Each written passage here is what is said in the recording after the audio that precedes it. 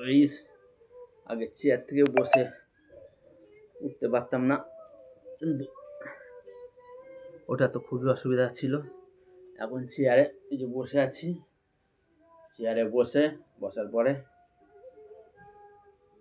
Support ছাড়া উঠতে পারছি না, দু হাতে সাপোর্ট দিয়ে কোনো রকমে এই উঠে দাঁড়াতে এখন পারছি। সাপোর্ট ছাড়া একটু দাঁড়াতে পারলাম এইভাবে।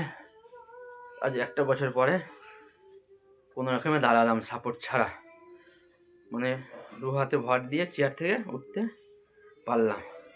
আমার কাছে এটা অনেক বড় সাকসেস আজকের দিনে। মানে এই প্রথম 1 বছর পরে আমি চেয়ার থেকে 2 হাতে ভর দিয়ে উঠতে পারলাম। আপনাদের কাছে, আপনাদের আশীর্বাদে আস্তে আস্তে আমি হয়তো সুস্থ হয়ে যাব, দেখা যাক কি হয়।